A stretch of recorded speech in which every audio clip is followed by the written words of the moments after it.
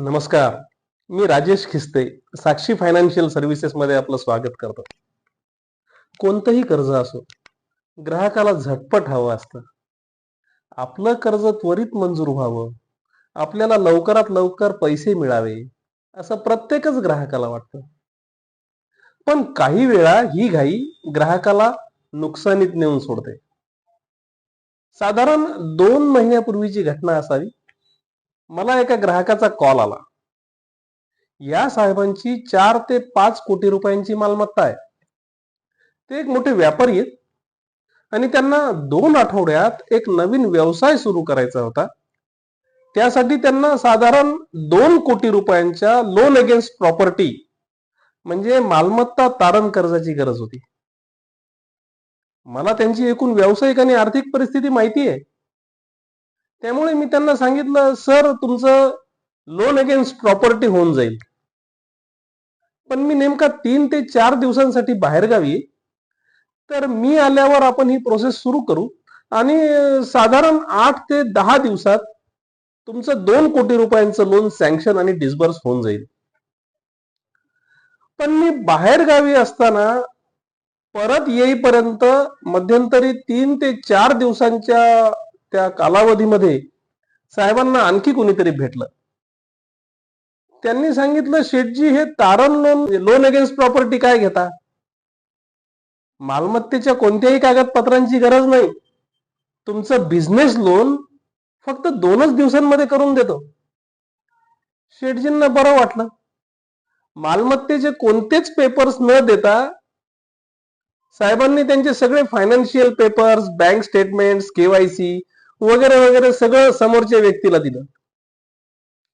आता unsecured business loan एका ग्राहकाला एका बँकेतून जास्तीत जास्त 50 लाख रुपये लोन मिळतं.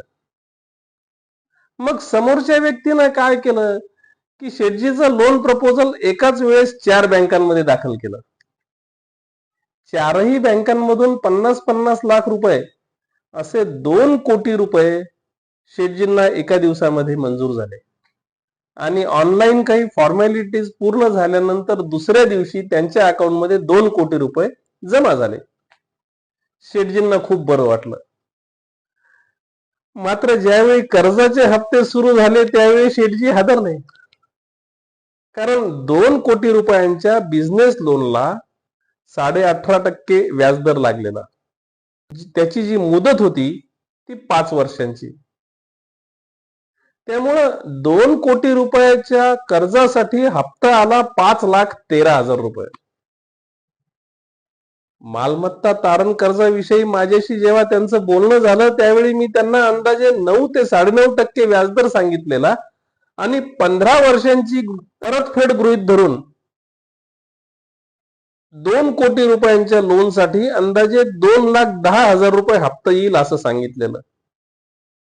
मात्र बिझनेस लोनचा हप्ता हा तारण कर्जाच्या हप्त्याच्या दुपटीपेक्षा जास्त झाला. ही परतफेड सलग 5 वर्ष करणं शेठजींना शक्यच नाहीये.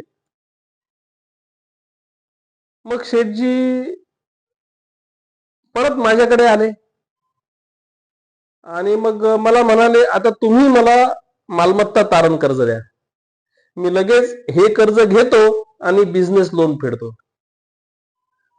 पण गंमत अशी आहे की बिझनेस लोन हे तुम्ही कमीत कमी 1 वर्ष तरी फेडू शकत नाहीत, म्हणजे प्री पेमेंट करू शकत नाहीत. त्यामुळे शेठजींना आता किमान 12 महिने तरी पर्सनल लोनचे हप्ते भरावेच लागणार आहेत. शिवाय 1 वर्षानंतर बिझनेस लोनचं प्री पेमेंट केलं तरी प्री पेमेंट चार्जेस हे कमीत कमी 3% भरावे लागणार आहेत. म्हणजे हे कॅल्क्युलेशन कुठल्या कुठं जातं. मित्रांनो, कुठलंही कर्ज घ्यायचं असेल, आर्थिक निर्णय घ्यायचा असेल तर भरपूर चौकशी अवश्य करा. पण आपण कुणाचा सल्ला घेतोय याचाही विचार करा. नियमांच्या चौकटीत राहूनच निर्णय घ्या आणि कृती करा. पटकन कर्ज मिळतंय आणि झटक्यात काम होतंय म्हणून 4 ठिकाणांहून थोडं थोडं कर्ज घेऊन स्वतःची झोपमोड अजिबात करून घेऊ नका. कारण देणं जास्त असेल तर कामात लक्ष लागत नाही. सतत परतफेडीचेच विचार, मग चिडचिड होते आणि सगळंच गाडं फसतं.